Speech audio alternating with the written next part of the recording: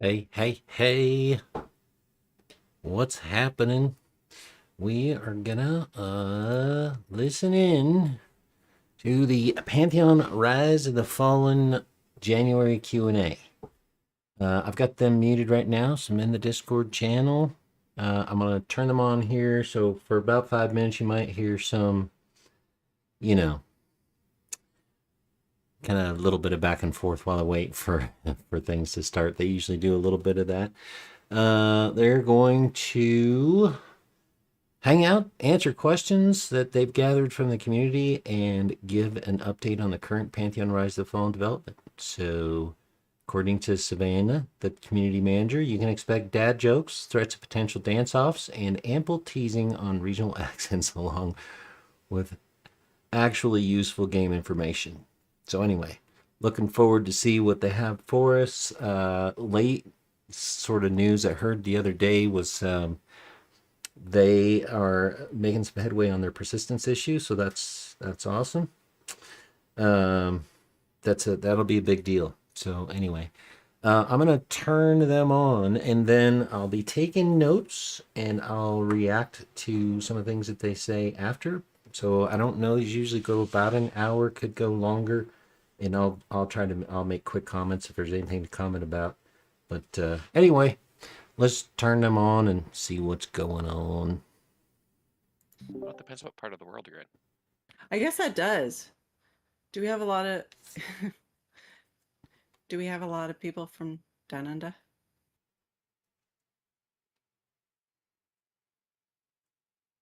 I know you are, Cathor. We actually have a healthy representation of Australians, of Oceanic. I love that. Yeah.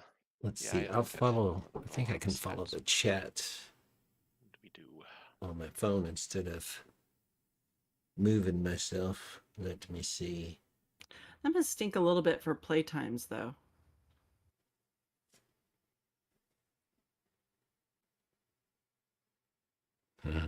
Somebody said this is the only social thing they've done all month. Are a lot of people on during the day on the other side of the globe? I think there were something like 80 people in the channel. 80 plus. There's probably more now. Oh, 145 in the audience.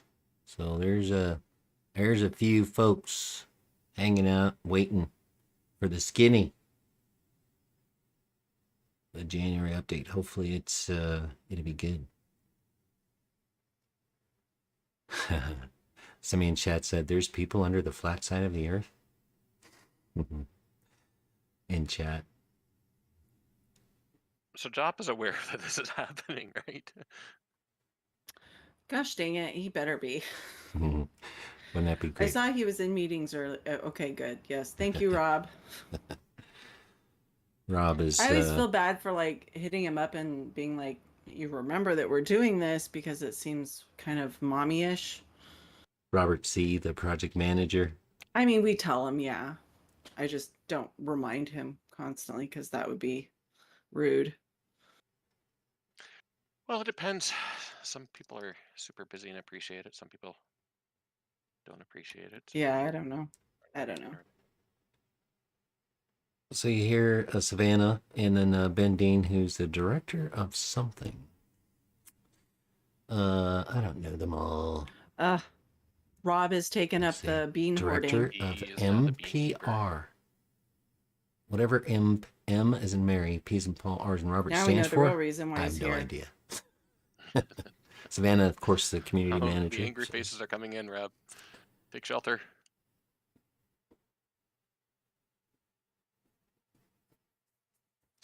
That's okay. Sure, that should be the sort of job that we pass around to people so that no one has it for very long, right?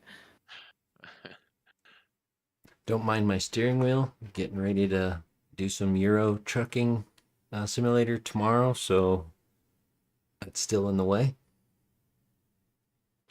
Oh no, not the DKP. Hey, we've got a Joppa in the house. Look at that. Right on time. Hey, Chris.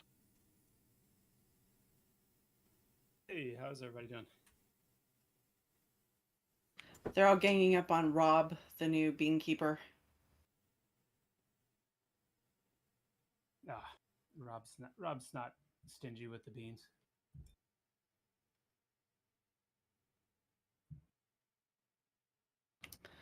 All right, well, everyone say hi to Joppa. I Hi, can Joppa. hear him. You guys can't hear him? The Jopster, the Jopmeister. Yeah, it's a ton of people. Papa Pop up, Joppa. but that's a good. Yeah, I texted. What did I call him? The Jobster. Anyway,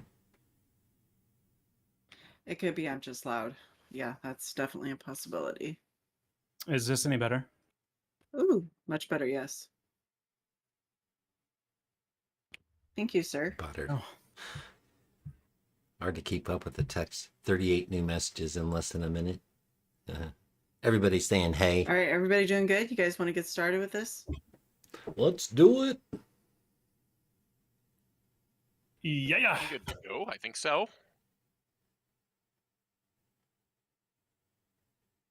Of course, I don't have a heck of a lot to do, but so of course I'm good to go.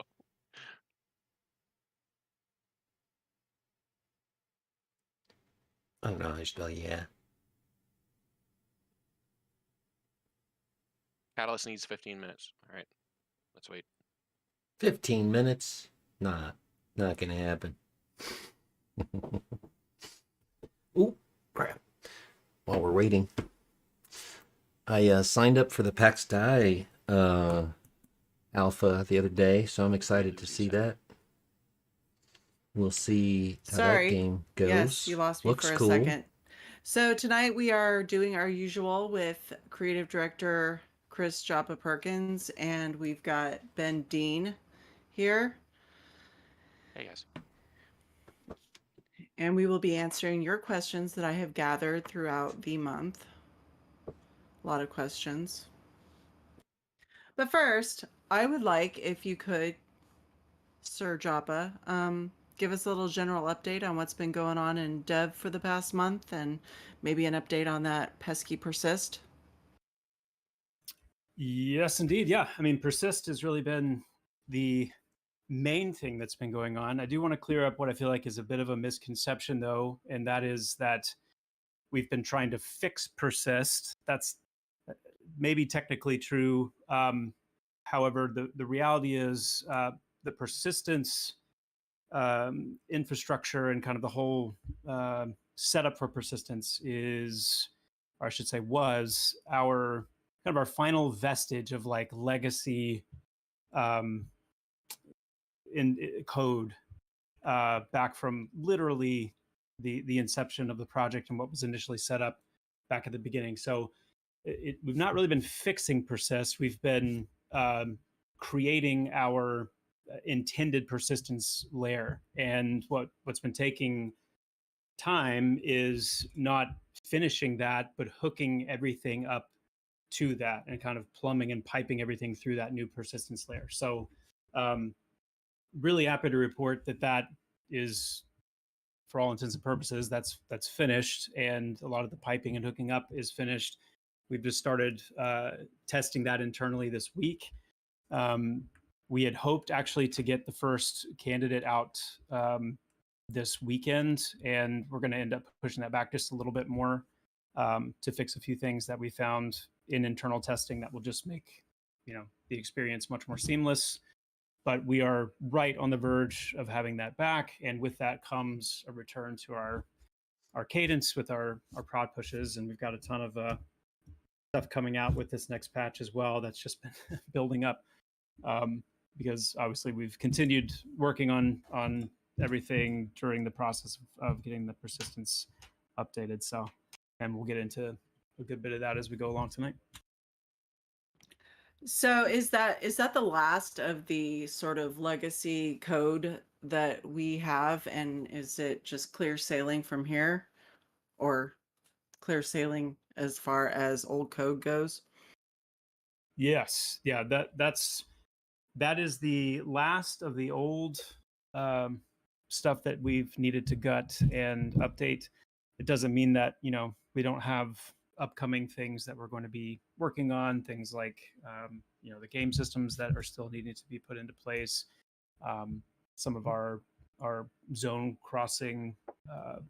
Still need to do some work on that. But this is the last thing that's going to be like we need to freeze and fix this and kind of overhaul this before we can keep moving forward. The game engine and all of its supporting parts are pretty darn stable now, and we're running on launch tech now, so it's really, really, really, really, really big deal. But dev has still been deving, right? I mean, everyone's working, everyone's 100%. getting stuff done. Yeah. That's awesome. Okay, so let's get on to a couple of the starting questions. Let's start with bindstones. Will they be a thing in Pantheon? And if so, how will they work? They are a thing in Pantheon. They function essentially as an alternative bind mechanic for personal use.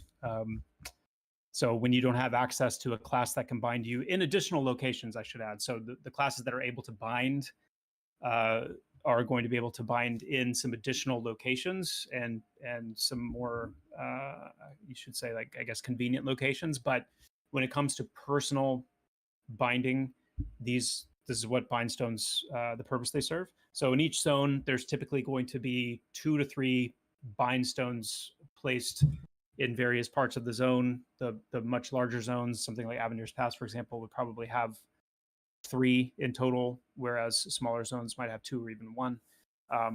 You can also plan on there being one usually near like a large village or a town or a city, something like that. And simply clicking on one of those will bind you to that stone. That will become your character's respawn point when you die, the location you'll return to when you use like a gate spell or an origin spell. And this is a planned feature. Like this is purposed and intended as a release feature functionality for the game. That's very cool. That's been a topic recently, and I did post a image of a bindstone in one of the Pantheon channels. So if you guys can go hunt it down, you can find it. So another big topic has been the death penalty. Since the alpha pledge sessions, there's been a lot of talk on the death penalty, whether or not it's fair or not fair. Are there any plans to tweak this system? Is the death penalty what it is now, what we can plan on seeing at launch?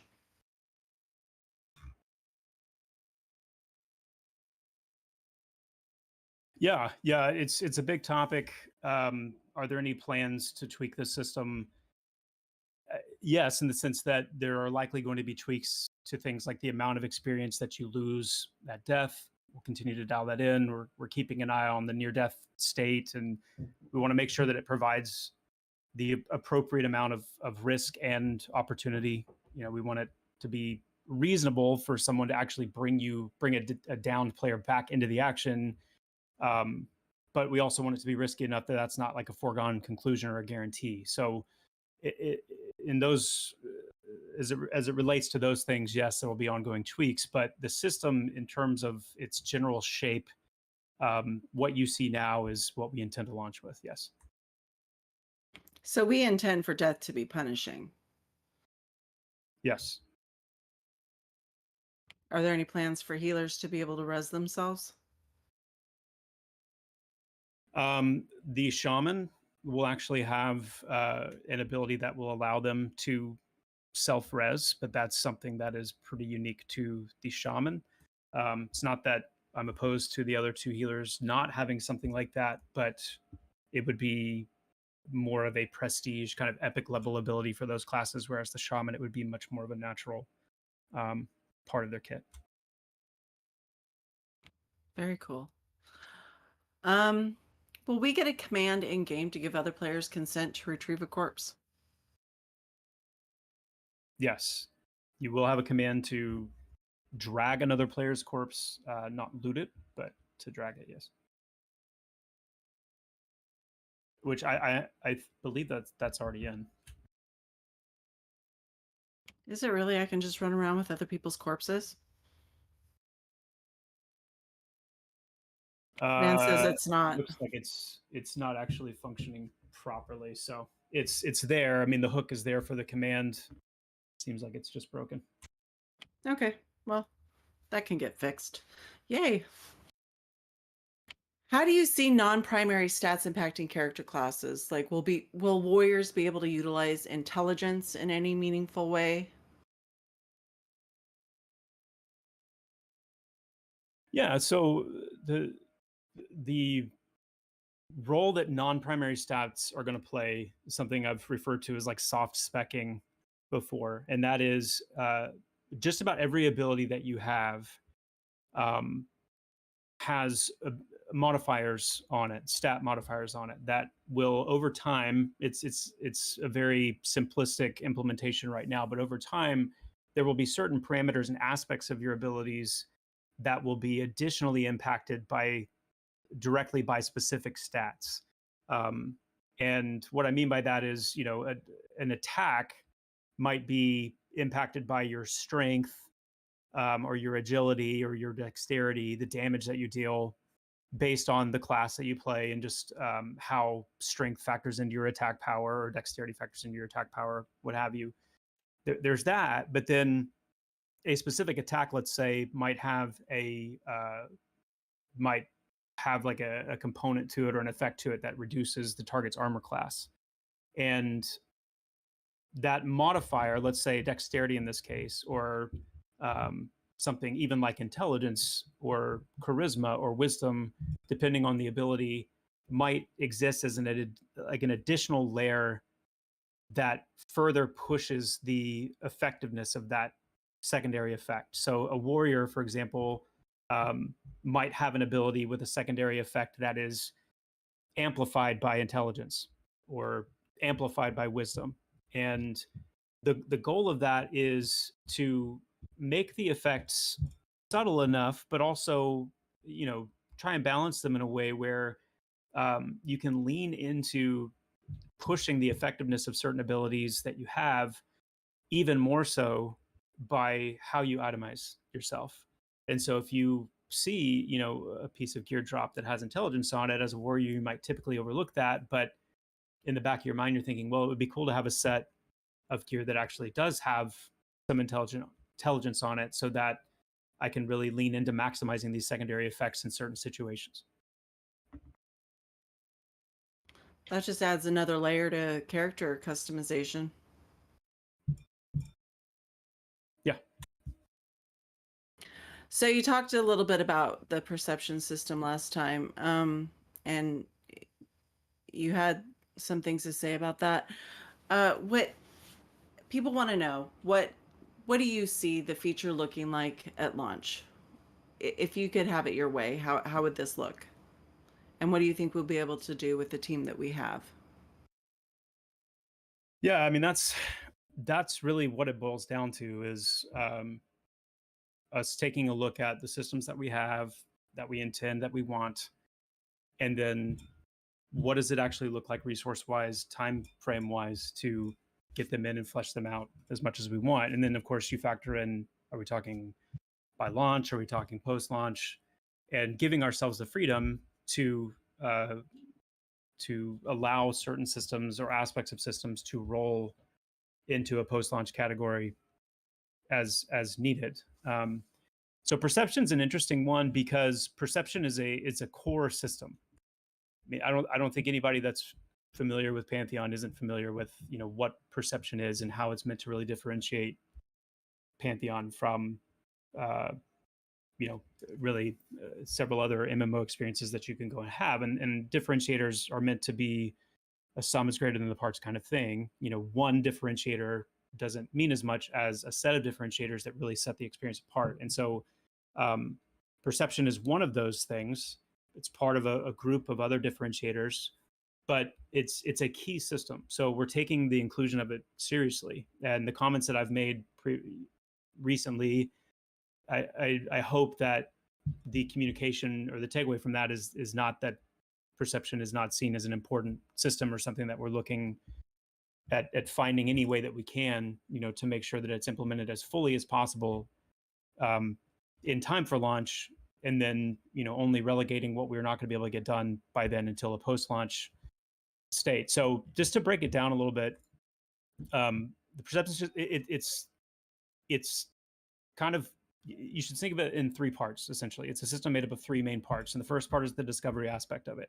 And that includes things like lore pings, interactable objects, things to actually discover in the environment. So, and that would also include the flagging aspect of perception, which you probably heard me talk about ad nauseum, where when you do something like that, when you trigger a lore ping, which is that little message you see at the top of the screen, or you interact with an object in the environment, or you talk to a certain NPC, or any other set of events that you could do, this flags you, and it gives you a persistent flag that goes with you through the rest of your character's journey. And we can riff on that flag in any other interaction that you do, be it with an NPC or an object or anything else, to unlock specific things for you because you have that flag active. So it's a really big piece of the perception system, and it creates a real sense of discovery and meaningfulness to your journeying, and you're looking for things and interacting with things. And that one's probably the lowest hanging fruit part of the system that we're going to be keeping up with and making sure we're factoring into our development cycle along the way. The second part of the perception system is the narrative aspect, and this is actually building out the storyline content. This is having deeper NPC interactions where you see the branching dialogue and the different decisions that can be made.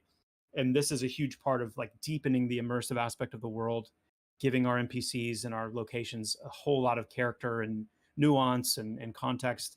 And this one is the one that is also the most resource intensive. This is the one where you have to have a lot of people contributing to the narrative, the writing, the content of these various things. And this is one where, it's kind of up in the air right now how far we're going to be able to take that. And it's heavily dependent on resource, heavily dependent on staff. And we're going to be kind of, making decisions on that as we go along. The third aspect is the progression piece. And that's where you can actually progress as a keeper, making you more capable of, delving deeper into the first two parts. That one also is something that we can, I think we can get in much more reasonably and viably and connect it to the first part, where you can get better at finding things in the environment, or better at discovering things and whatnot. So again, that's kind of a breakdown of the three parts. It's too early at this stage to say all three are going to be in by launch, or only this one, or only these two. But the goal, and what I'm saying, is to emphasize that it's a vital system to the game, and we're actually exploring some options even right now of how we can scale up and ramp up the process of developing those three sides of it, and we'll just kind of keep everybody posted as we go along. That's a pretty good breakdown. I mean, is there will players be seeing anytime soon more lore and more story and more quests? Is that a plan to go in game at any point in the near future? Yeah, yes, for sure. So as early as the next patch, you're going to start seeing a lot of that being folded back into the game experience. So this is interacting with NPCs, for example. And I would encourage everyone who plays, once this next patch gets pushed, spend some time talking to the NPCs. They have a variety of different things that they could say, and sometimes it takes a little bit of talking to them to actually uncover some of those additional things that they can say. And then, as I said, as we start layering back in the perception system, which is something since the refactor that we did, and kind of some of the various revisiting of the systems that we've done, that we've had to unplug for a period of time. All the data is still there, everything that we set up for those is still there, but getting it piped back in is something that we're in the process of doing over the next few months.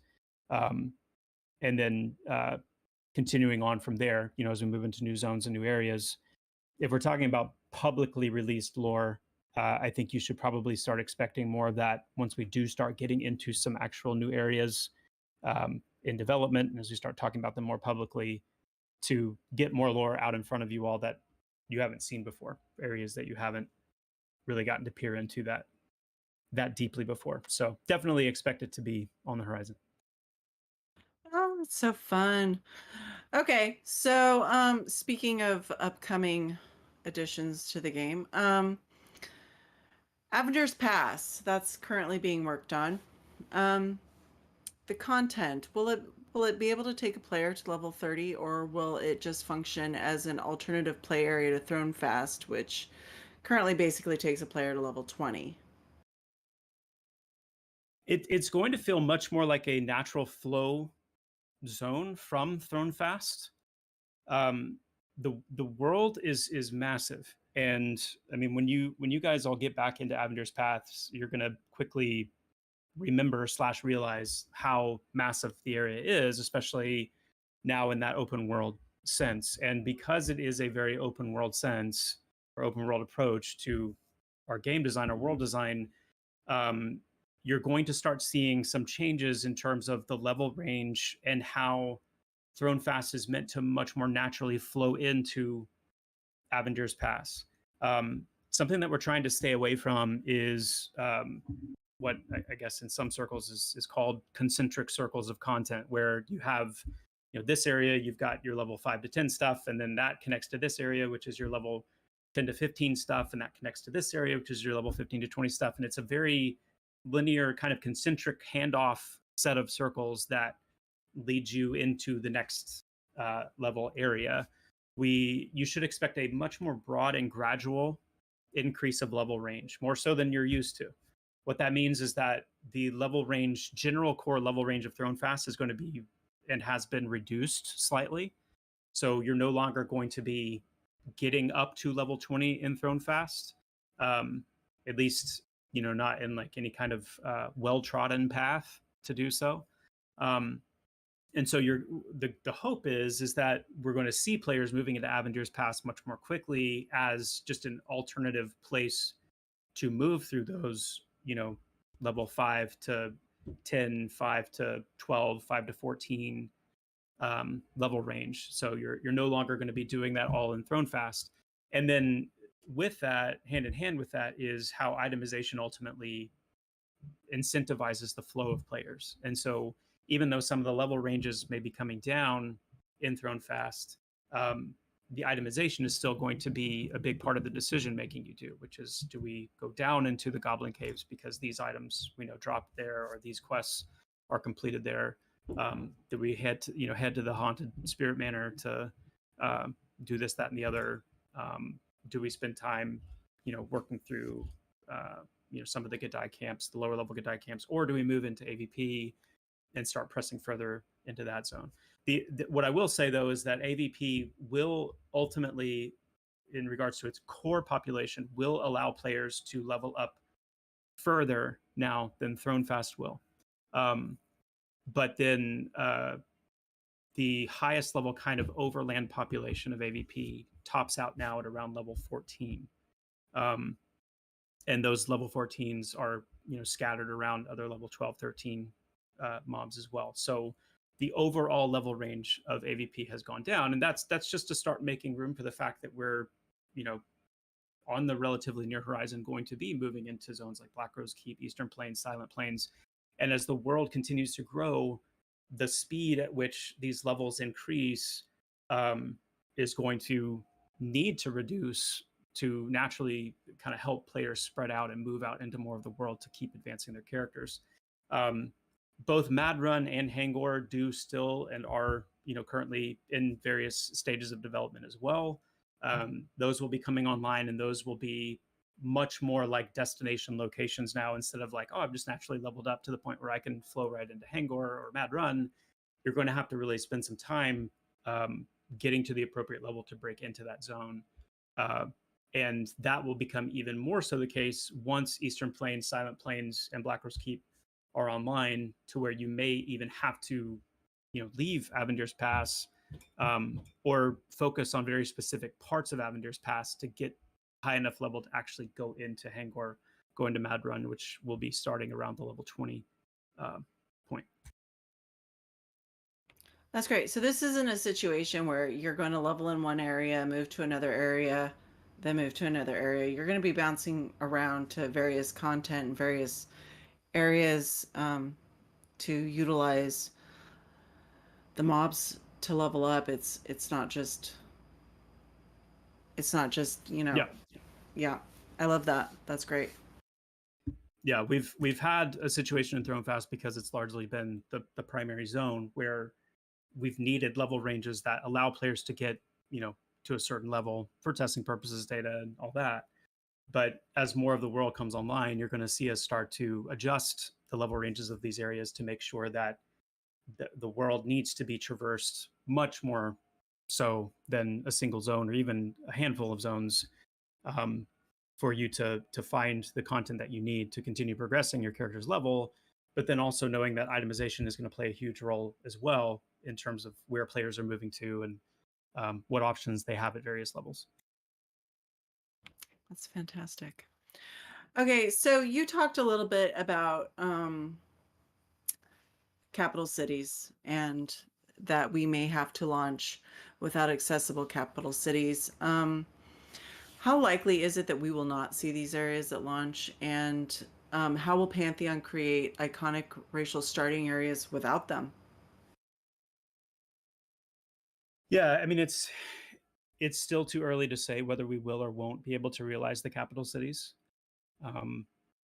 It's just not answerable right now because what it comes down to ultimately is development resources and dev time. And I'm aware that there's very strong sentiment in the community that falls on both sides of this. Some people would say capital cities, starting cities are paramount. They're critical. They can't not have them. And then other people that would say, I'd much rather have an adventure area or, another big part of the zone fleshed out where, I'm more consistently going and doing content and having content to engage with. And I kind of fall on both sides. I mean, it's ancient history now, but back at the beginning of this project, the plan was not to have starting cities. The plan was to have basically 3 common areas on each of the continents that you could choose to start in, and anybody could choose to start there. And I fought really hard for there to be capital cities for all of the races. And a big part of the pushback even back then was how resource intensive they are compared to how much content you actually get out of them. And one of the goals back then was to come up with as many compelling ways to keep starting cities fresh and meaningful content-wise to justify putting the time and the resources in them. And I remember Brad, for example, was he was very against starting cities after Vanguard, specifically because of him recounting how long New Targanor took to build, how massive it was, and how empty it was. And in retrospect, how much time and resource was spent on New Targanor versus what it actually did in the world. So it was a really good conversation, lots of back and forth there. And where we've landed ultimately, again, the reality is there is constraint on what we can do based on time, resources, staff, etc. And where we put resources matters so much.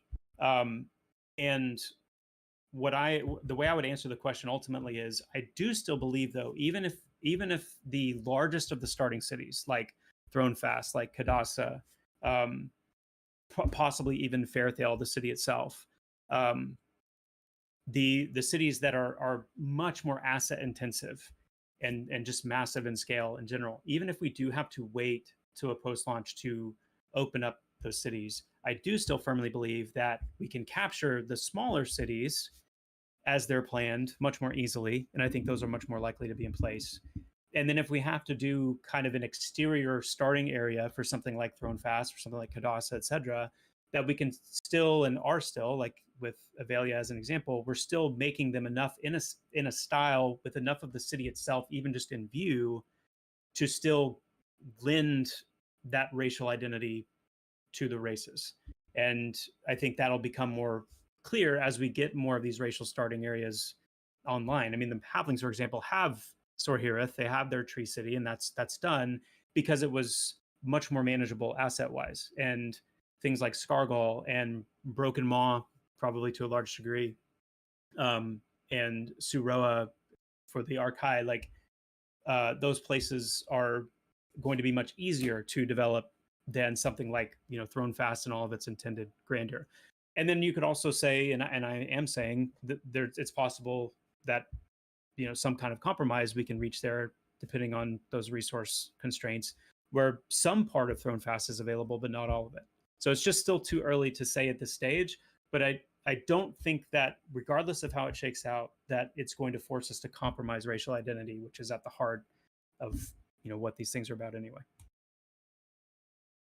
Yeah, and I think that Avelia is actually doing a pretty good job of being a city hub type deal. People gather there, people look for buffs there. Is there any plan to flesh out Avelia just a little bit more and make it feel more lived in? Yeah, but that's the same thing could be said about the world in general. And part of our approach, our development approach, is approaching these things in phases. Right now, our emphasis is on breadth. It's on coverage. We want to bring more of the world online. We want there to be more places that you can go, more things that you can do. And then we plan on having a second pass, and eventually, ideally, the hope is a second team, kind of a second world building dev team that can focus on that polished pass, that can focus on coming through these areas and placing all the spider webs and the pots and the crates, and you know, having the dancing minstrel, you know, playing the bard, playing his lute, and some NPCs kind of standing around clapping to the tune, and you know, these kinds of moments that would come in the second pass as we sweep through, because making sure these places feel lived in and that there's enough detail to make them interesting is really important. Yeah, yeah, those are important, and that would be great to see. How are we feeling about the new art style? Is what we're seeing in game now a reasonable demonstration of where we think that art will be at launch? Yeah, I mean, the overall style shift, we're absolutely happy with it in terms of, you know, its development implications and kind of the promise of what we're going to be able to achieve. Compared to what the previous art style was, on the whole, I would say unanimously we are happy with the shift. But I can say at the same time, it's not there yet. Like, it's going to continue to evolve. It's going to continue to improve. And one example I can give is with lighting. Very soon, we're going to be doing another pass on lighting, because our goal is to try to land somewhere more in between the current stylization and a bit more realism. So essentially, what we want to try to achieve is a solid hybrid between stylized and realistic. That's our ultimate goal. And a lot of what we've been able to accomplish in our stylization is dramatically reducing poly counts, dramatically reducing, you know, texture sizes, and you know, a lot of the kind of density of world detail needed to support the realism. But where we are right now is lacking a lot of just enough of that realism that comes through primarily the lighting to give the world more depth, to kind of anchor it and make it feel a little bit less cartoony. And so that's going to be the next major step that we're making in terms of the overall aesthetic. That's going to you know, kind of play into a lot of other things as well, with player lighting and shadows and things, I think, that are going to be major improvements and steps forward to what we have right now. Is the dark going to stay dark? Not as dark as it is currently, no. No, and that's part of what we'll be addressing in the upcoming lighting pass, again, as well as revisiting the player light sources, the aesthetics of those, the efficacy of those. But yeah, it's too dark right now, and I think a lot of the tension and the moodiness that we want in nighttime, we can achieve and still let people see. And that, and that also leaves us the opportunity to make it super, super, super dark in certain specific places and locations where we want to.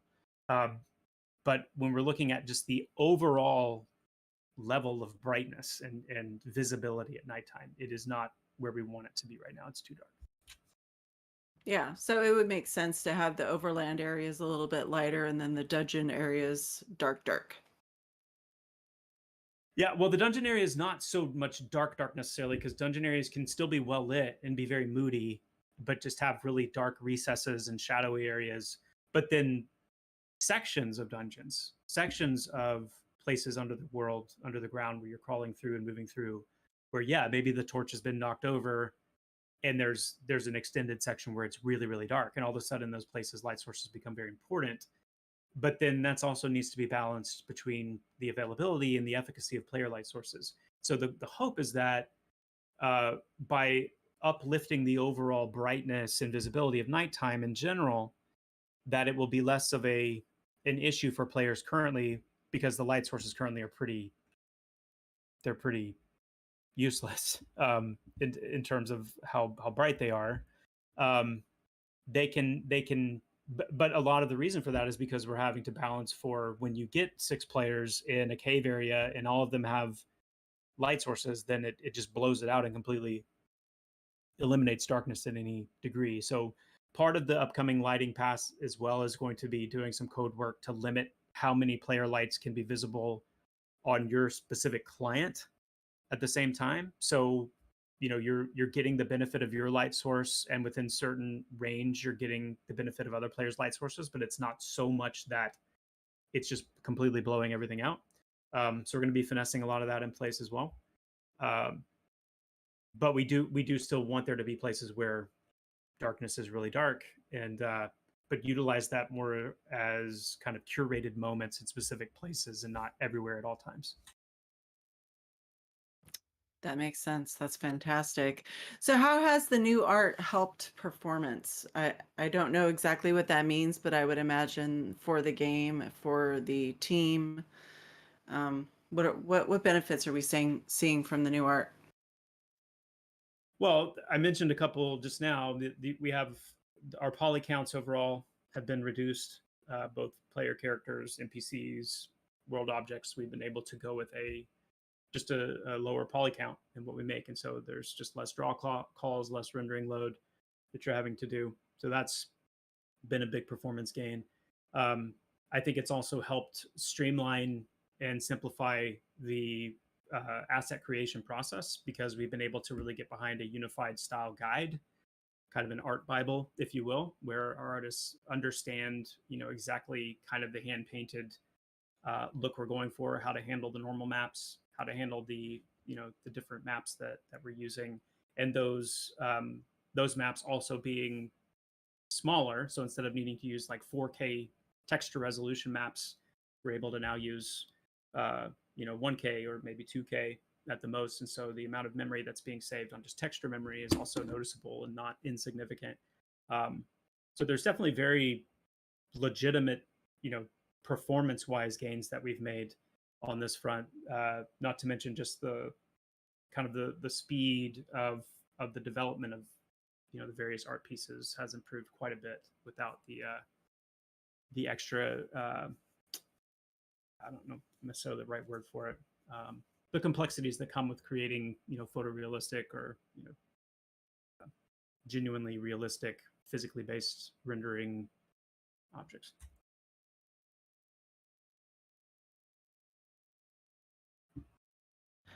Definitely. Stream week.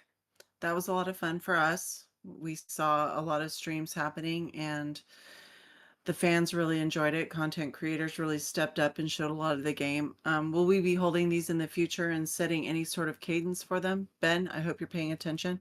Hmm. Yeah, I counted 88 streams and or content from there, and I'm sure I didn't catch them all. Short answer, yes, definitely want to do it again. When? I don't know. We do our considerations are things like performance and that sort of thing. But yes, definitely coming. We'll let you know as soon as I do. Yeah, it was great. I loved having all those streams happening. It was actually pretty difficult to try to hop between them and keep up with everything that was going on. What about future Alpha Pledge sessions, Sir Dean? Uh, I, I I can't answer that any better than anybody else on the team right now. Yes, we want to do it more, and yes, we will be doing it more. I think the the heart of that question is when, and I just don't have an answer to that. Not yet. Yeah, not yet. How did the last Alpha Pledge session go? Was it a success? Success? Did we see it as a success? Cat got your tongue? No, it's a tongue Yeah, twister. that's a word.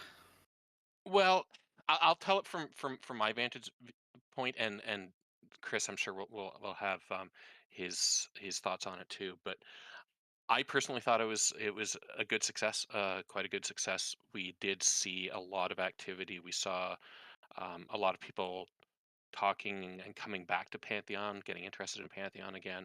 So from that respect, it was definitely a success. Our survey came back with some good some great information actually.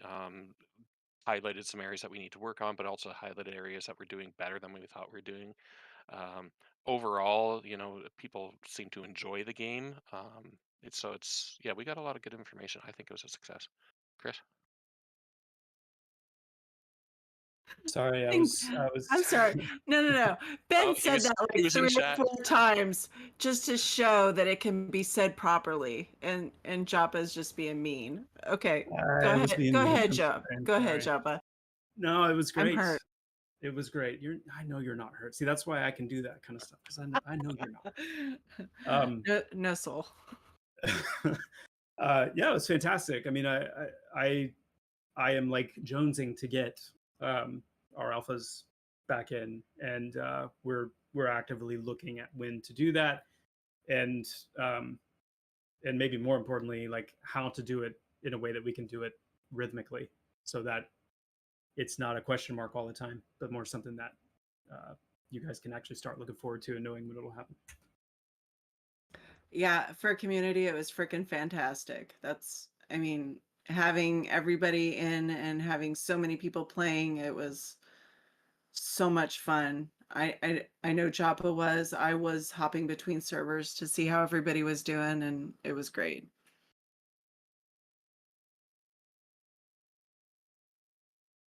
All right, what's up next? So in the Rob, last you know producers, what my armor class is, Rob. Come on now. Let me be.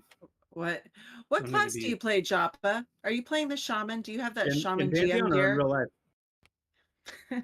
In Pantheon.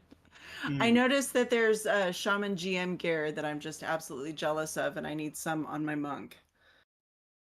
I'm a cleric main,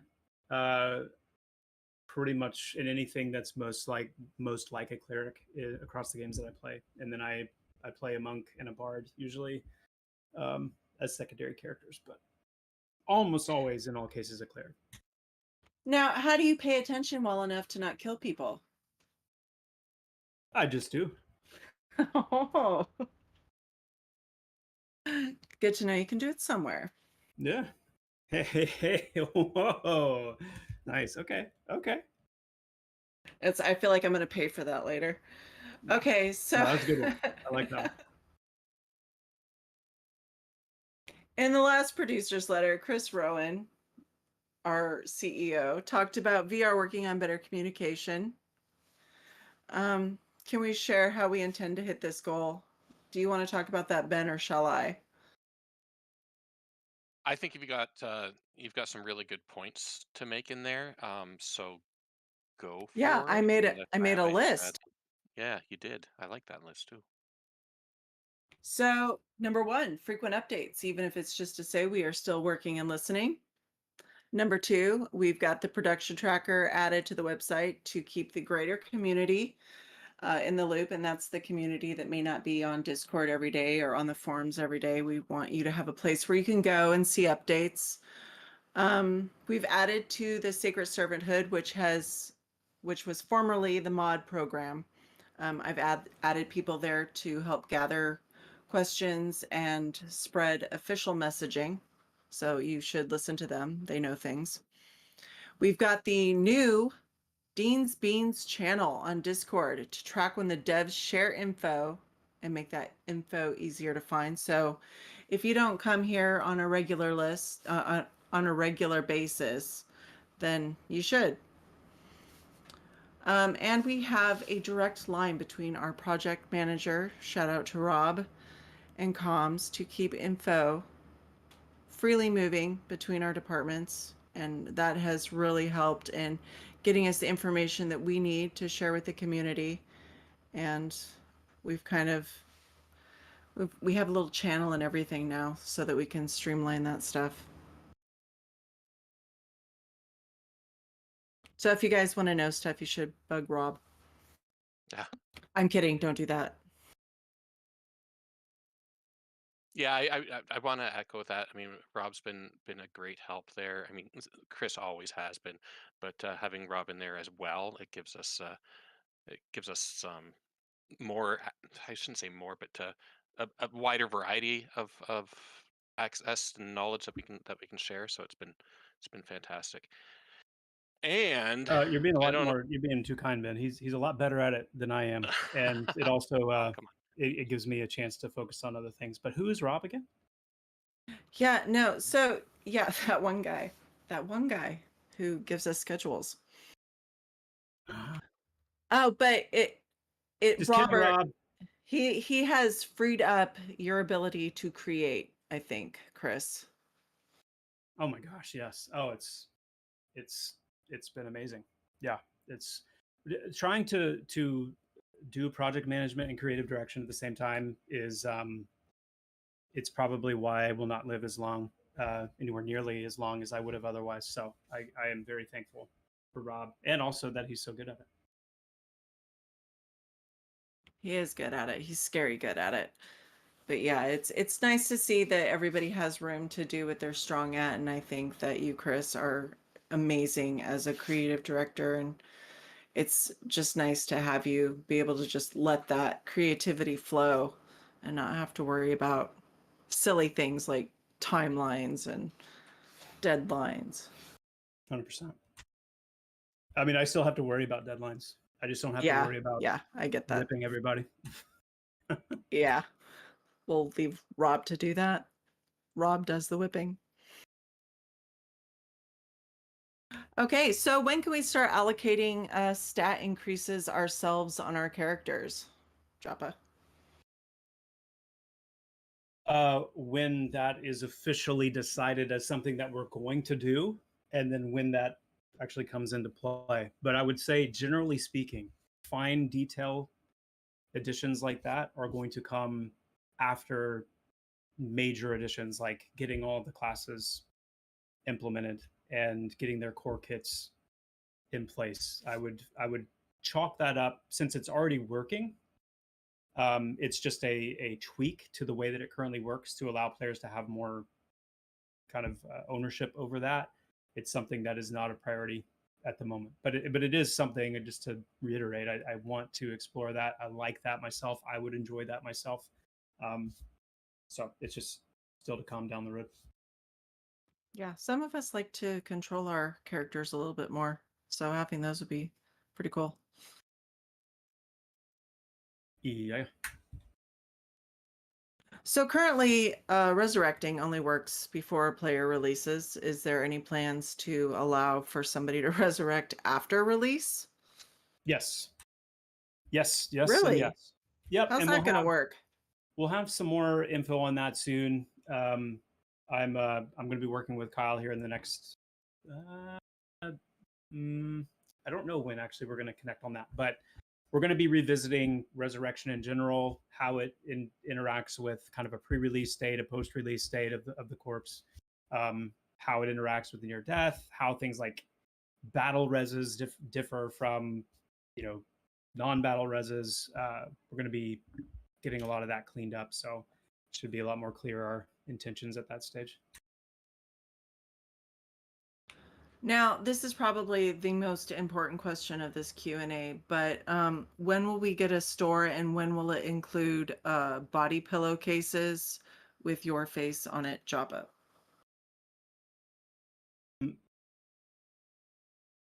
Please tell me you saw that, the body pillowcase with your face on it. What would you say if I said I did not see that? Oh, how could you? How How could would you? you how would you imagine Somebody that question link it. landing on me? I don't Regardless, know. if I were to have an answer for that question, I think that would be very strange. So I don't know. I'm just going to say I don't know. I don't have an answer to that other than I don't think that should be a thing. Yeah, I really don't think that it should be either, and we should judge anybody who has done it. I judge you guys. Okay, good questions. What do we see? Where do we see Pantheon going? What do we plan on getting done in 2024? Did you skip some questions though, yeah? What do we got in here? Ogre ETA, player emotes. Oh my God. Are you reading this? Yeah. Now, see, I wasn't sure you were. Oh, am All I right. reading? Was it said not to touch those? No. Okay, because I'm not reading I like a just, shared sheet or I anything. wasn't sure that you actually read these, but Oh yeah, it's yeah. nice to know that. Yeah, that's awesome. It's nice to know that you do. Okay, I'm a so shinobi. you just don't leave any notes on it. That's right. Okay, that's just to keep us guessing, right? Of course. Okay, so Ogre, when can we see it?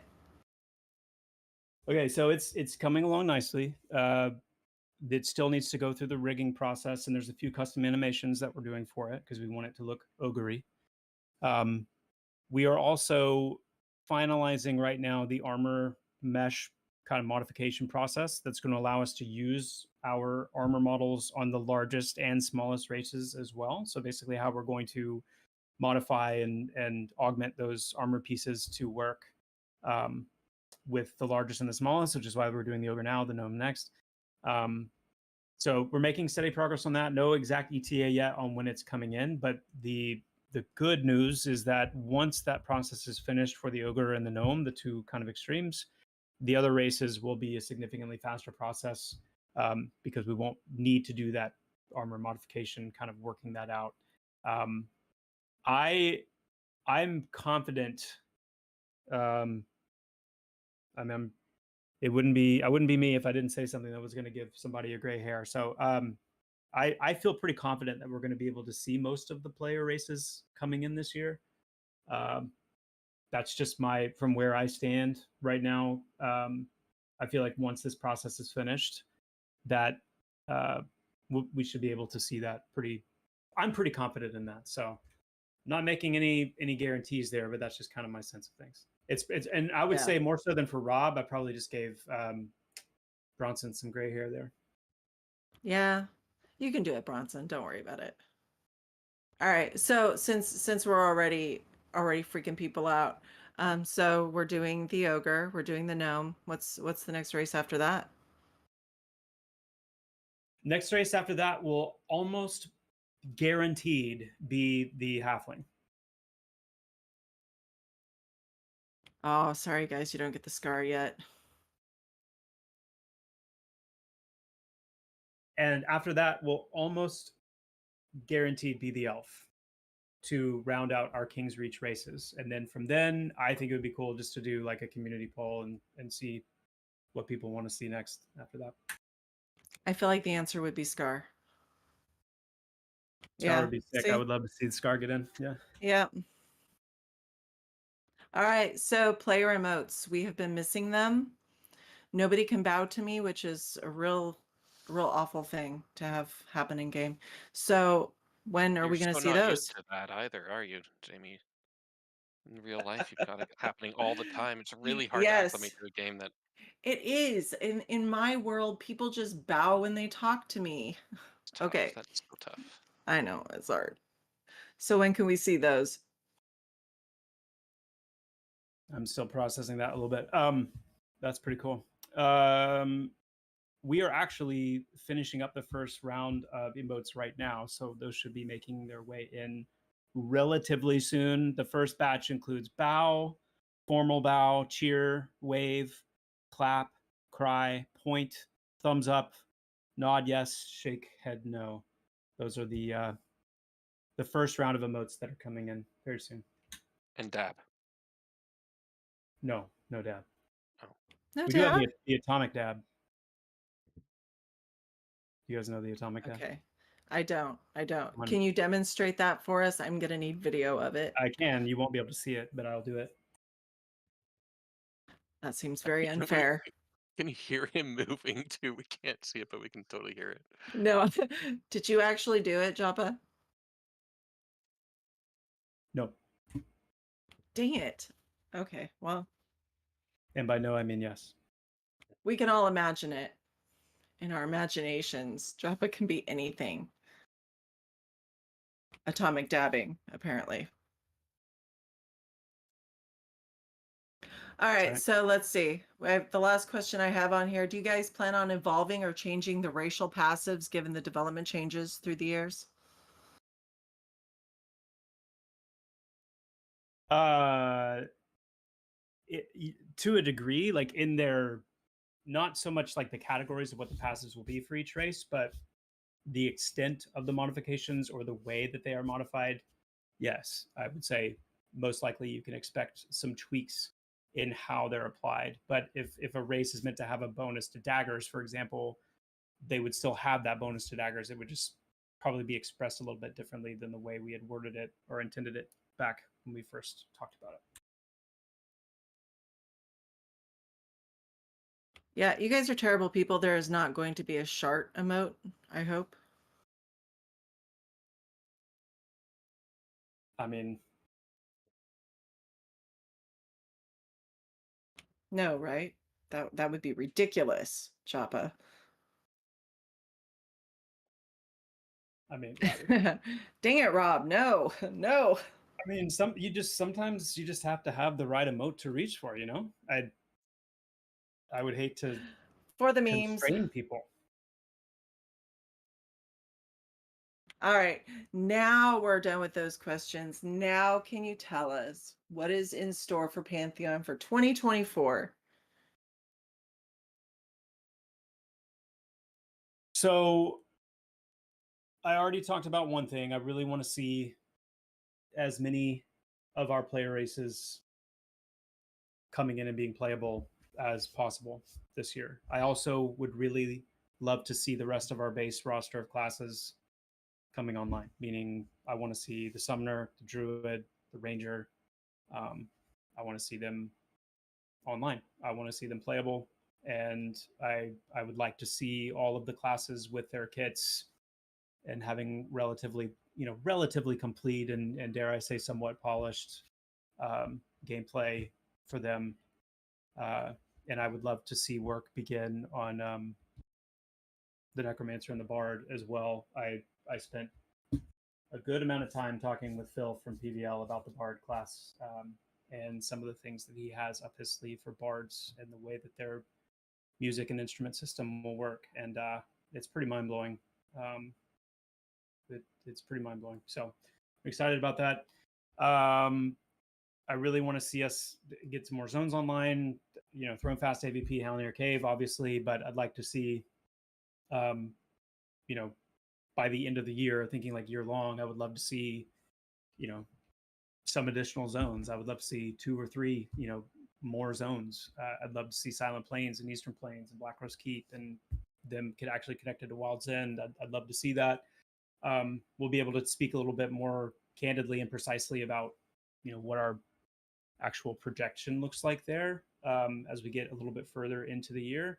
But do expect us to start moving in the direction we talked about the end of last year, where instead of waiting for an entire zone to be complete before we bring it online, we're going to try to focus more on bringing portions of zones online at a time. You're going to see that happening with AVP, which is going to be coming out to you guys very, very soon here, where what we're calling the orange zone right now of AVP, which is a large but not complete portion of AVP will be coming online, and then the back half of the zone where the marbles are, and then Hangor and Mad Run, those are additional portions of AVP which will be coming online later than this initial release. But we're going to try to start making those kinds of steps forward and releasing content and world building where we're getting portions of things out for testing and for playing, instead of waiting. And then the rest of our game systems, like we need to get traits and dispositions in and more fully kind of incorporated into the NPC populations. We need to get our climates in place. We need to get the rest of our fractures, the perception system, and starting to get that woven in, at least in its initial aspect, the discovery aspect of it, into our various zones, and then events. We have one very specific event I'm thinking of that happens at night, that I would love to see that, among other things, working this year as well. So I could go on. Yeah, like Rob said, swimming's a big one that we need to get in. It's going to be a big year for content. It's a really big year for content. I think that's probably our banner word for this year is content. I thought we weren't giving a word to this year. We weren't until I did. Okay. Well, there you guys go. That's content. I think it is much better than imminence, isn't it? What are you talking about? Although That's it a could great also word. be read as content. So I am not content with our content. So that could be a banner phrase. We're not content with our content. That's We'll awesome. get more content in. Can you tell us what's coming in the next update? Whew.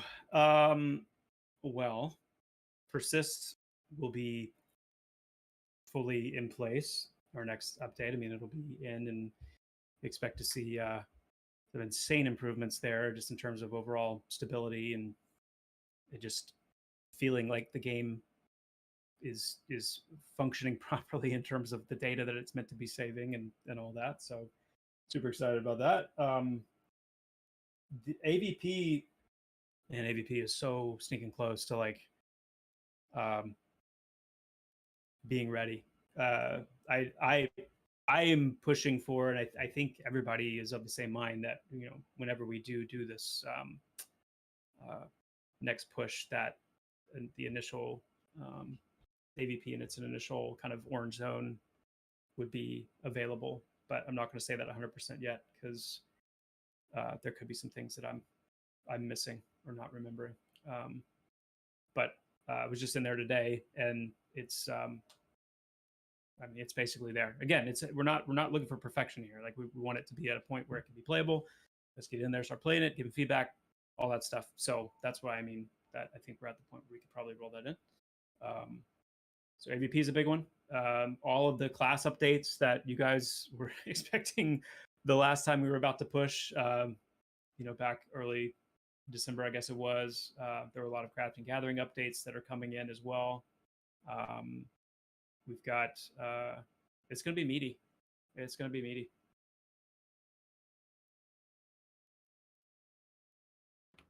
Do you have any TA on that? I have to ask. Rob, I'm so sorry. Oh, originally we were thinking that we would have AVP and some big content happening before the end of January. Are we still on track for that? Oh yeah, for sure. I mean, like I think I said earlier, like we were originally we were trying to hit this weekend as getting something out the door, and then we hadn't said anything about that because we weren't 100% sure yet. And sure enough, we made the call today to hold off just a little bit longer because of a few things that we wanted to address. But I mean, it is imminent. We're going to be trying to get it out as soon as possible. Hopefully next week, maybe next weekend, somewhere around there. I mean, stay tuned. We'll have a date as soon as we can. Right. So you guys heard it here. Word of the year is meaty. Well, it's both. It's content. It's meaty content. Both. It's both. And so I I had to go on Google and listen to that in all the different ways because I was like, how can I be wrong? Doesn't seem right. I can't be wrong. Don't think of it as a right or wrong thing. Just think of it as a normal and interesting, humorous thing. One of them is normal. One of them is interesting and humorous. I refuse to believe that I'm humorous. That's All fine. right, I think that that's all the questions. Is there anything else you want to share, Joppa? Uh, anything else that I want to share? My goodness. Yeah, you have an open mic and 184 listeners more when they hear the video. So let's let it flow.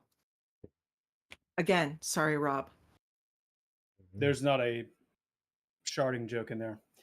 I'm assuming. No, not today. No sharding today. Got it. Yeah, I don't know. I feel like when it's that open-ended, I'm not really sure. Yes, the race class matrix. We did leave that one hanging, didn't we? Are we going to ignore that? I I wasn't allowed to update it. We're going to blame it on, we're not going to blame it, but I'm just going to say that Joppa already threw all the hints that you guys could possibly need there. If you didn't pick it up, then you should just be ashamed of yourselves.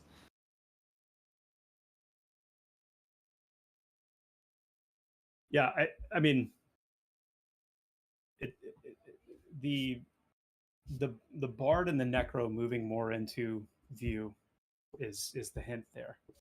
It's not that they're not. I think what's throwing people off is that those classes are already on the race class matrix. So it's like, okay, Yeah, but they have a little asterisk next to them. So if I went in like just remove that asterisk, what would that tell you guys? Yeah, I think that may be putting it into better view.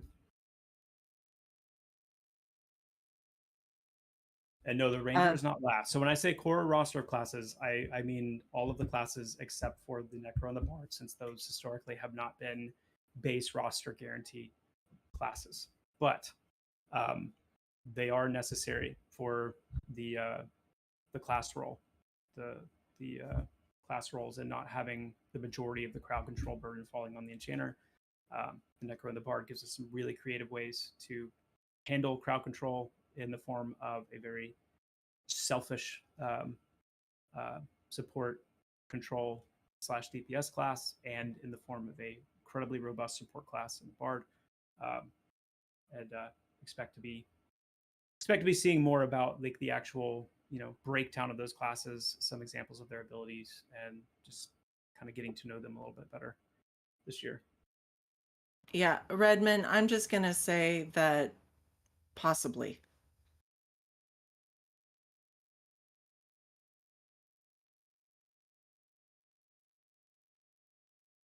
All right, so they should no, be Necro's not jumping the ranger. hopefully getting close to the end here. I apologize if that's how it sounded. That's Q&A. some people took it that way. There was tears, I think. Yeah. Wow. Yeah. No, that is not the case. Ranger is part of the base roster that'll be getting done before Necro and Bard come online.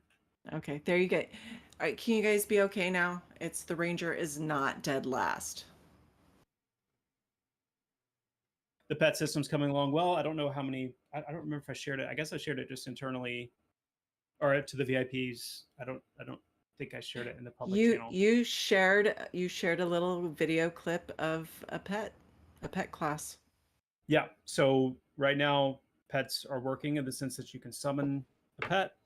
You can give that pet commands through chat line commands. That pet will protect you. If you are attacked, it will attack what's attacking you. You can tell it to attack a target. You can tell it to stop, follow. There's still the UI element to make there, and there's still some refinements to the pet system and some additional things we need to do for it to support things like Enchanter Charm and things like that. And then the first pet class coming online obviously is going to be the summoner, and the final concepting of the summoner archimentals is in process right now. And in fact, the fire elemental has been approved, the fire archimental, I should say. Which is called the Fury. The Titan, the Earth archimental, is being concepted as we speak. Just saw a first draft of that today with Bronson, and got Brett, our concept artist Brett, working on those. So as soon as those are done, those will go into the modeling process, and the summoner is in the works. Oh, that's so sweet. I've seen it asked a couple times, but can you tell us real quick, cross zone persistence, being able to move seamlessly across the zones, how's that looking? It's looking good in the sense that it is working. So you'll be able to move from Throne Fast into Avenger's Pass seamlessly. There's some cleanup that we need to do. Like right now, once you do that, there's an issue where it doubles up on chat messaging. So when you see a chat message, you're going to see like two of the same message. It's just some minor cleanup things like that. And then we also have we need to put some more time into how NPCs themselves are going to be able to move across zone lines. So we're going to have to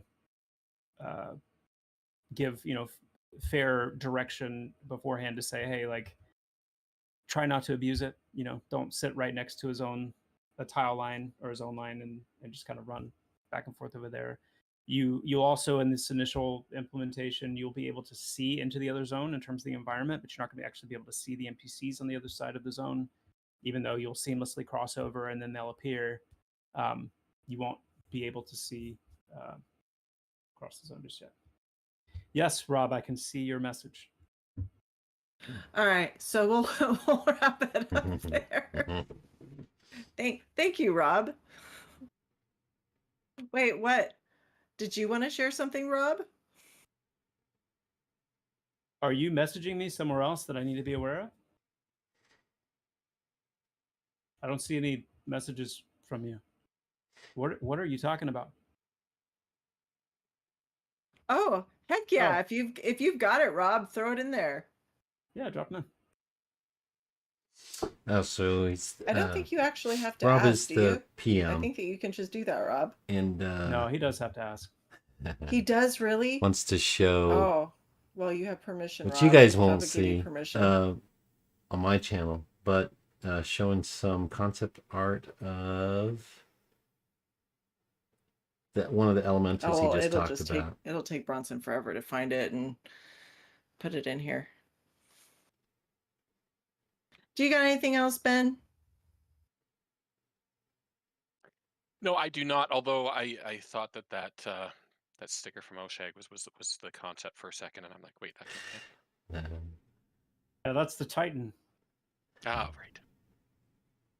Anyway, not that That's so cute. important. Yeah, go ahead and drop in the Fury, and then you're fine to go ahead and drop in the Titan in progress. Just know that it's in progress, and there's already some tweaks being made to it.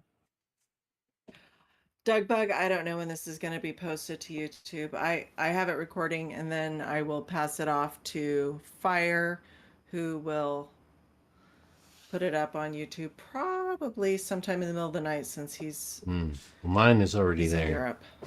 Anyway. So middle of the night in Europe or middle of the night on the West Coast? It's in the middle of the night. I don't know Europe if they'll right now, like right? me for that, but we'll find out. But It the is- verbal yeah, it's NDAs 4 left a.m. it, so Is that correct? assume we can I assume he's sleeping. listen to them in stream. No one There said we otherwise. go. There's the so. fire elemental. It was so cute. No, it's pretty all right.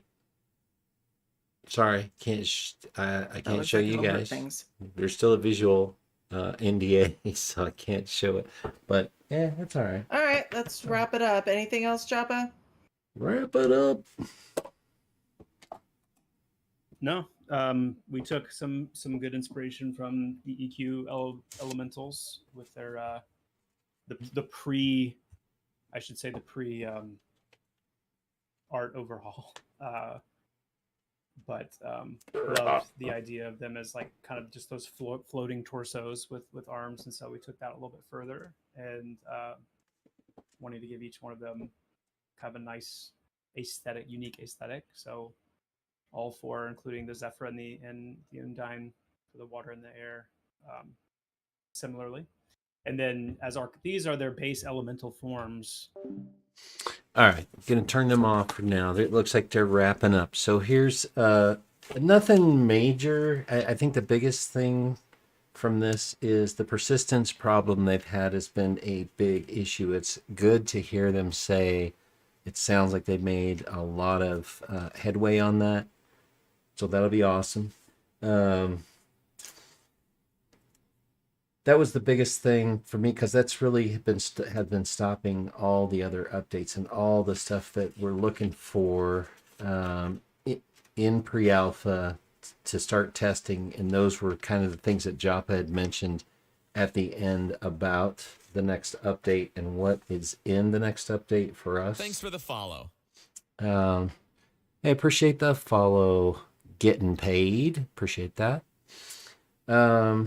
Let's see, where are my notes about the update? So the next update, persistence fully in place. Avendir's Pass, potentially, it's close to being ready. It may be in the next update.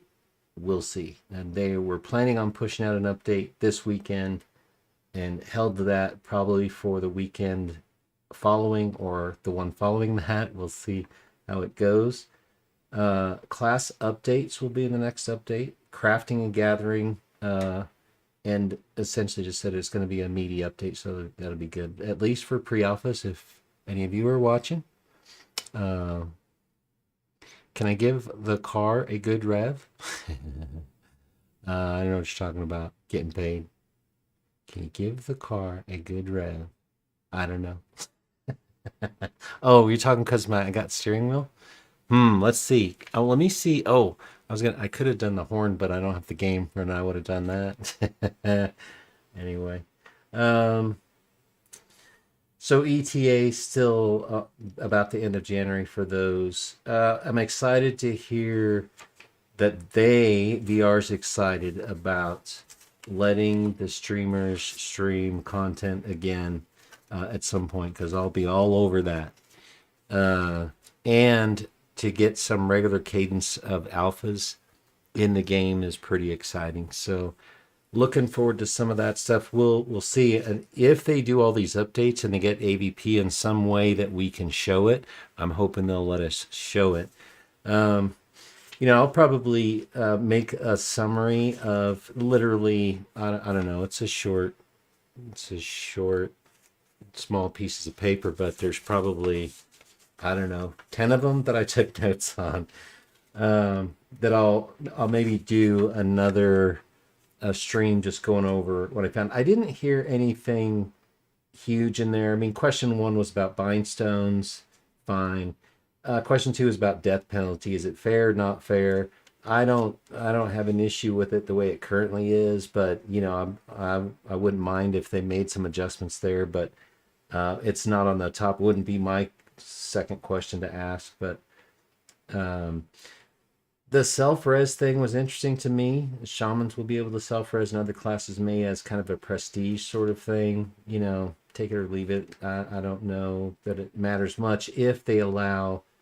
They were talking about resing corpses after you release. So when you die in the game, you can stay there and wait for someone to res you, or you can click the release button, which means you go back to wherever your current bind point is. And then you have to go to your corpse and still retrieve all your stuff, but you still incur all that XP debt. So, I mean, if they allow resing after release, then I don't see the point in doing much to the death penalty. I think the death penalty is okay. It should be, you should be penalized for deaths. I think some people think it's too much, but I don't have that sense.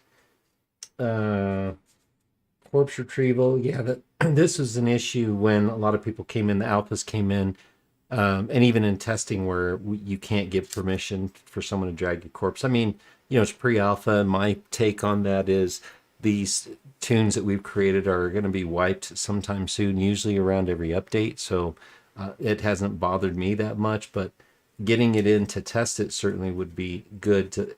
So you can drag your own corpse, which means you had to have released, you're not rezzed, and then get close enough to your corpse so that you can drag it. And I've done that and needed to do it a couple times. But it would have been nice to give someone permission to drag your corpse somewhere. And that's always kind of been in the process, but not working. The question 5 was about non-primary stats usage. And so for the example was, what is the point, or how will a warrior use intelligence? I think Joppa gave a good description of that. Of how those other attributes could affect and will in the game. I think that's a good system. So the example was a modifier like intel, charisma, etc. could and will have some impact on attacks. Subtle but balanced. And anyway, so that's all good. Future of the perception system, it's a big system. I know it's one of the key points of Pantheon, so we'll have to see if that actually happens. In some form or fashion it will, I'm sure, but there's a lot of work that needs to be done that we'll just have to wait and see how it goes. He explained that the 3 things that they need for the perception system, and there's a lot of work and dev time that needs to be devoted to it. So I don't know if we'll see it, this year. The way things are sounding, I don't know. We'll see how Pantheon. I think the longer these things draw out, and I don't think they have much choice at the moment, but games like PAX Die are going to come out, and then Pantheon might be the stake in the heart of Pantheon. Anyway, we'll have to wait and see. I hope that doesn't happen. I'm a big fan, so and a supporter. So anyway, next patch, unless you're a pre-alpha, you don't care much about more quests, more interactions, but there will be some AVP supposed to be done. The question was about what levels, not that big of a deal at this point. Capital cities, that's kind of a big deal for some people. I'm following this kind of same line with Jop and others who have said, if we could get some of the smaller cities in and you get at least some identity for that class without having a huge starting city, I think it's all fine. And even if they release the game and the cities aren't done, I don't know that they'll do that, but we'll have to wait and see. Anyway, Avelia is the main city that we're running around in now, in kind of Throne Fast. There's another name for the area I don't remember off the top of my head.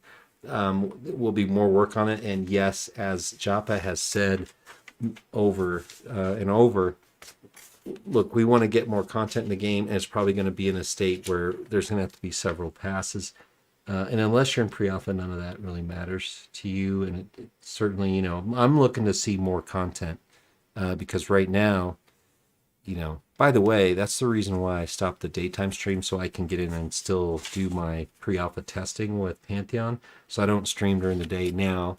That was the intent for me. But then I was like, well, if I'm streaming night and day, I don't have time to get into Pantheon to do that stuff. So I try to do that during the daytime. The style and what it's done differently, and this is in line of what I've actually seen. Things happen much quicker, and still the proof is going to be a little bit in the pudding. Some of it is, but not.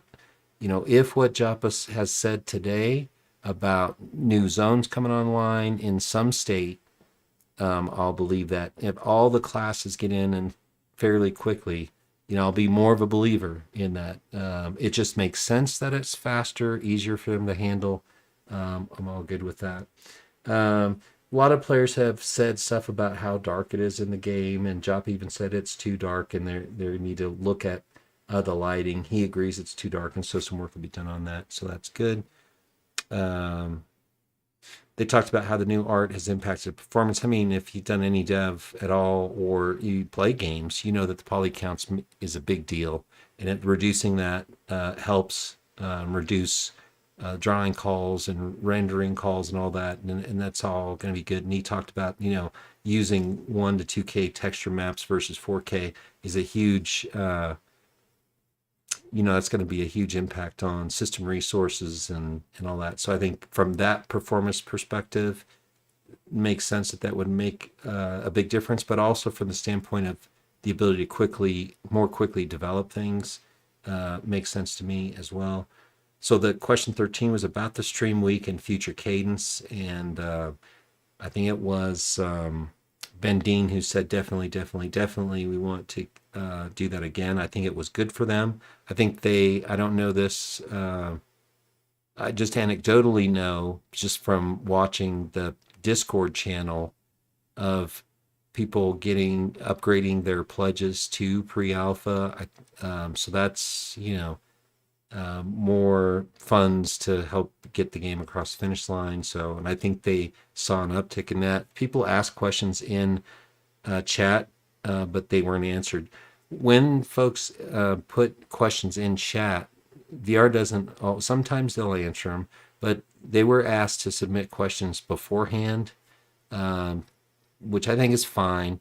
And sometimes when they have time, they'll pick things out of chat to talk about, but would have been nice. I didn't submit any questions. There were some questions I had that weren't answered, but I figured, there's going to be play. We're 20 or more questions and it took over an hour. So anyway, stream weeks, that was good. Alpha pledges in again, talked about them first off, Ben thought it was successful. Survey results were great, and overall people seemed to enjoy the game, etc. And they got a lot of good feedback from the alphas. That's awesome. Job also said, great. Actually, looking at when to get the alphas in now, so they're talking about it currently, and how we can get a regular cadence of alphas getting into the game, which I think would be awesome. Thought it was interesting fact that Joppa plays a cleric main. I didn't know that. And then sometimes a monk and a bard. And then I put in chat bard, X-Men, because that's one of my favorite classes to play too.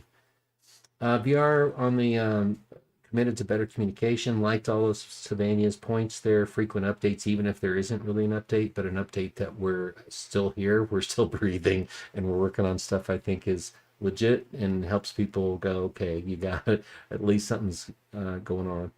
The production track on the website's been nice. It doesn't really, I think they could make some modifications to that, and I may make that suggestion. You see a bar graph, but you're guessing, is it 50%, 60%, whatever. You don't really have any of the other, what are the you have epics, which is like Avendir's Pass, and then in those epics you have what? Something? Anybody? Chat? You have something? I don't remember what it is. Sprints. Like, or do you have that set up that way? And if you did, I don't know if they're trying to stay away from that, because that's a commitment to get things done in a very short period of time, and resources aren't there to make it happen probably. But they could adjust sprints to be, whatever they need it to be. I'd like to see, this is what we've actually accomplished. Here's what was in the epic of creating Avendir's Pass. And here are the little milestones or sprints that we're trying to accomplish. And we could more easily see the things that have been done and what things are left to do. I don't know if they want to get that granular, because that's open kind of to the public to see. So, I think it would be great for us to see it, but whatever. She talked about some Discord that Savannah did, the sacred servanthood. Those are kind of like mods in the Discord channel, and the new Dean's Beans Discord channel for us to see new things that they're working on, or new mock-ups of things. We can get some early views of that stuff, pre-alphas. I don't know who all is privy to that. Maybe alphas can see that as well. I'm not sure. And then the direct line between the PM and the communications person, Savannah, to get info to the community quicker. I think those are all great steps. Question 16, not a big deal to me. It was about stat increases.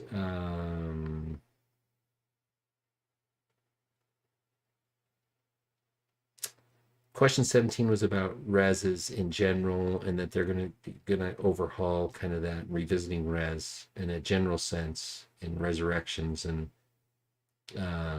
there are plans for reses after people release from their corpse, so that's good. So you can minimize the death penalty. The question 18, store with a body pillow question, dumb.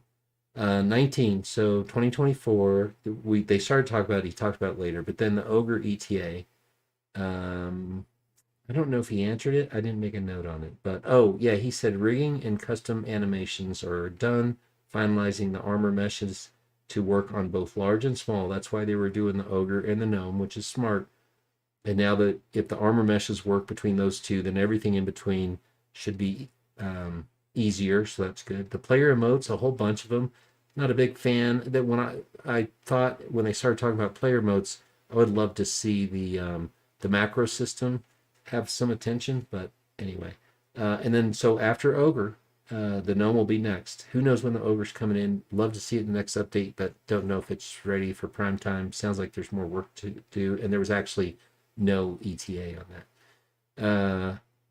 Confident that we'll be able to see most of the player races this year, and the next race after Gnome is Halfling, then the Elf, and after that they'll do a community poll to see what they should work on next. That's awesome. I think that's a good plan. Changing any racial passives, I don't really care, but to essentially what Joppa said is to extent of how they are applied, they will be tweaked, but from when they first talked about them. And I'm not familiar with what they mentioned about racial passives, but at any rate, but 2024 sounds great. They can knock them out. Number one, as many of the player races in as possible. The second thing was Summoner, Druid, Ranger will be in hopefully this year. That's the plan. And then after that, Bard and Necro probably. More zones online. So 2 to 3 additional zones at least. Expect to start getting portions of zones online before they're complete.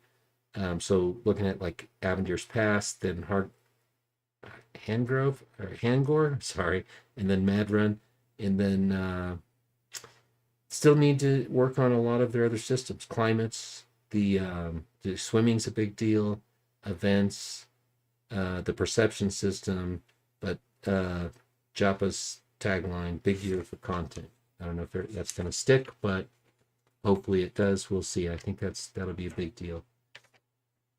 And a huge next update we talked about all that.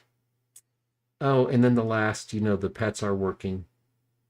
Still need the UI and other things needed to finish that off, but the first pet class would be Summoner, and he listed all kinds of things you can currently do with the pet. We don't get to see, but they've tested internally. Cross-zone persistence, yeah, whatever. He says it's good and seamless, but the issue of the chat message duplication, that's all, it's pre-alpha stuff. Anyway, I think there's a new model. They posted a new model for the Ogre that's more in line with the early concept art of the Ogre, if you've seen it online. Because I think they posted that in a dev note in the online forums. It's more like that, but it has been updated from that. And so, yeah, there's a kind of a new model in animation. So, yeah, a lot of people said that. A lot of people like that old model. And what I saw from the new one, I really like. I think it looks pretty cool. So they've made some updates to that. In the new model, I think looks even better than what you've probably seen on their forums. So it'll be cool to see new other races in, because if you're a pre-alpha, there's just a bunch of humans running around and it gets a little monotonous. That's all you can play and that's all you see. So it'll be nice to see. I think they were smart about picking the largest race and the smallest race to get, a whole lot of issues figured out. The armor meshes is one, but also, what are you going to do with the rest of the environment that an Ogre may or may not be able to fit into? And Like I'm thinking the Goblin Caves currently, there could be some tricky issues for an ogre potentially to fit through. So they gotta figure that out. So I think that was all smart. I think the update is good. The Q&As are good. I'm glad they do them. It keeps us kind of, up to date on what's going on, and hopefully, all that means a sooner release of Pantheon. The quicker we can move to get alphas in, then beta, right? So it doesn't sound like, obviously 2024 is going to be a big year, but it sounds like alphas will get in more, but probably on something like they just did, where it's not regular. You can get on anytime you want. When we get to that point, then I think we're pretty close to maybe seeing this thing launch. Anyway, if you stuck around for the whole thing, awesome. They're going to post, I have it here, but I know Savannah's going to post to Discord at some point. So, not to Discord, to YouTube. So Pantheon will put out their own, kind of official. But when she was saying that, I was like, hey, I already got it on YouTube and it'll be saved there. So anyway, yeah, that's it. I think that was all the streamers going to be about. Any other, there's a few of you out there, questions or things you want me to talk about before we close this thing down? Yeah, I hear you. Is that it? I think, can't you do it without that? Like, I don't think you need the phone number. There's other, I think that depends on the channel. Maybe they do, but check their forums though. If you're at Pantheon forums, they also post a lot of that stuff there if you're interested in what's going on. So are you, Turn, are you a, I agree with you there. Are you alpha or pre-alpha for Pantheon, or just kind of following, waiting for this thing to launch someday? Oh, gotcha.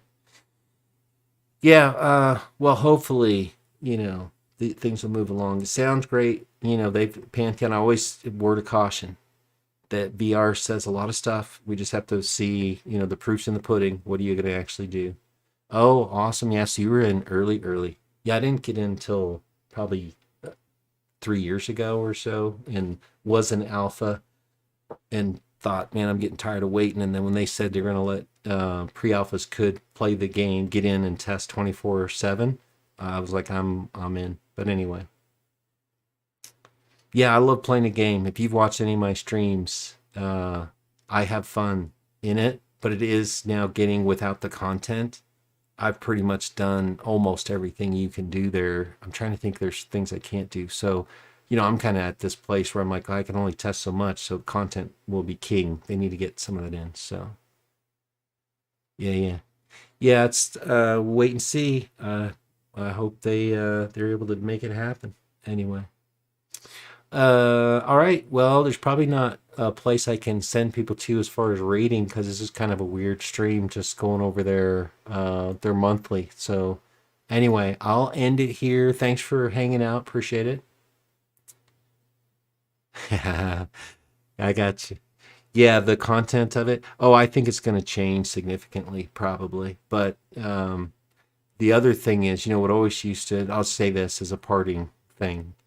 Other games that I've waited for to come out, and there were, there were pre-alphas and alphas and betas, and I wasn't in that.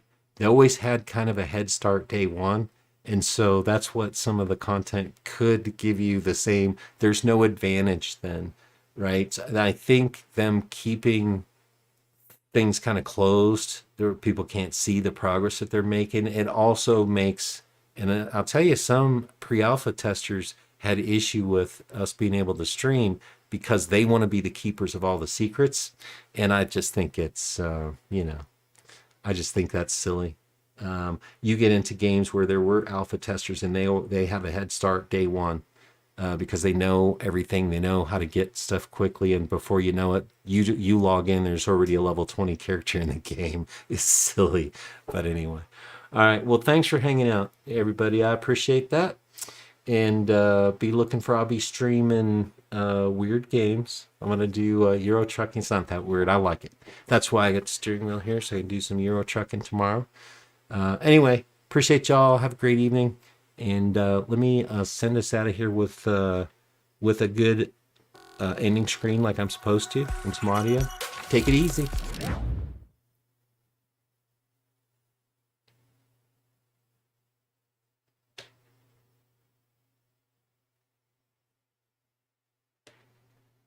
You look to the sun, but you got nothing left to give. You feel you're on the run. It seems you don't know how to live. And when we lose